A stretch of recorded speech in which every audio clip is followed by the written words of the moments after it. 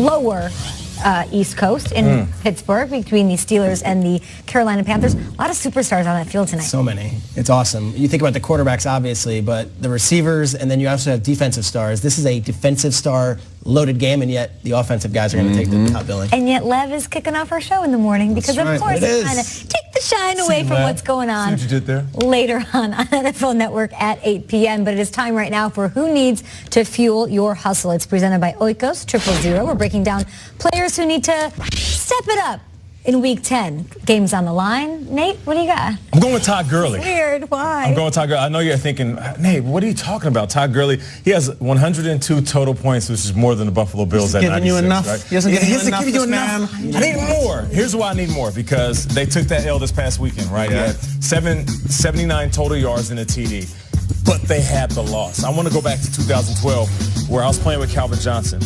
We were playing the Vikings. He had 5 for 54, and we held that L. We came in that next week, and I remember Sean Jefferson was a former player, looked at Calvin Johnson while we're in the wide receiver meeting. He said, Calvin, I need you to do more. If you got to get 100, 150, you got to go for 300.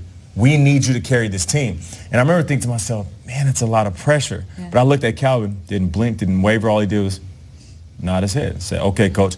Next week he goes put up almost $140. We win the game versus the Eagles. So I say that to say this.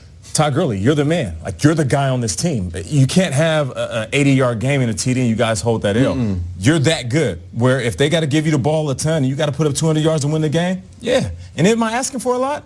Being that I feel like you're the best player in football? Of course. You're holding a different standard. But you are that guy. So, yeah, he's going to have to fuel his hustle. I love that. I'm going to go with Andrew Luck here. I feel like lately we haven't talked about him a lot. In general, the Colts are sort of flying under the radar. You talked about Darius Leonard being like a standout on the defense. But I feel like Clark Kent, you know, we talk about Cam being Superman. He's like as if Clark Kent changed into a Superman costume in the middle of the street and nobody was noticing. Like, he's not even going into the phone book. He's doing it in broad daylight for all of us to see, and nobody is talking about it. He is second to only Patrick Mahomes, guys. He has 23 touchdowns on the year. We're talking about the Saints adding Des Bryant. It's T.Y. Hilton and guys like Chester Rogers and Mo Alley Cox that are catching touchdowns from Andrew Luck this year. They've won back-to-back games now. I think if they beat the Jags, and they might because A.J. Boye is out for this one, that's huge for them. I know the Texans are looking good, but I'm sneakily scared, not if I'm a Texans fan, but happy if I'm a Colts fan. They could steal the division. He's been amazing, Kay. Exceeded expectations. Quentin Nelson, the offensive guard, the 6th overall pick,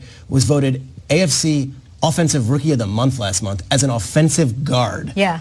So the tape's got to be great. That means that there's... That's wild. That's wild. And Andrew Luck might be the best quarterback in that conference, not named Mahomes or Brady right now. I need him to fuel his hustle and say, listen, Michael Thomas, there's only room for one flip phone in this town. And it's right, mine. it's mine. We got to talk about him more, but he's got to make us do that against the Jags. You like that one? I'm going to go Crazy. For me, fuel my hustle. All right, look, when you beat the Jets and the Bills, it's fine. We can have a parade for you if you want. But Mitchell Trubisky's about to enter the stretch of the season where we'll see what he's all about as a quarterback. Trubisky plays the Lions. And yes, the Bears are favored, and they're home. They should beat the Lions, but Mitchell Trubisky is not a good quarterback when he plays against teams in his division, and that's really all that you're measured by in the NFL. Look at his career here. 0-2 versus the Lions, 0-2 versus the Packers, 0-2 versus the Vikings. It's great to beat the Bills and Jets, and honestly, here's an attaboy. I'll give it to you. Okay. That means nothing. Now is the stretch of the schedule. Look who they've got coming up in the next few weeks. You've got Detroit, who you have not beaten before. You've got Minnesota in Week 11. Detroit again in Week 12. Then you end the season with Packers in 15 and obviously at Minnesota in 17. The Bears have been a really cool first half of the season story. Trubisky's done some really neat runs. It's time to show us what you're made of, number 2 overall pick. Let's see what you've got. Because when you get in those division games in the cold weather and you're doing it when the opposing teams know your opposing coaches and they know the game plan you're coming in, that's when you're measured as a man. That's when you're measured as a quarterback. So Mitchell Trubisky, cool season so far. You're right in the middle of the pack like we thought you would be. Now it's when you elevate your game. Now it's when you take on these quarterbacks in your division. Now it's when you start making Bears fans believe you're the guy. You need more, right? You're saying cool season and neat runs. Cool season, bro. Neat runs. Neat runs. Neat run against the Patriots in a loss. That's right. All right, Peter, that's good. You want to talk about neat runs? I got something exciting. That just scared me. Me too. Bears fan. That's Way to go, Shrigs. Cool season, bro. This is exciting because I'm looking at Eagles-Cowboys Sunday night. Big game, all right?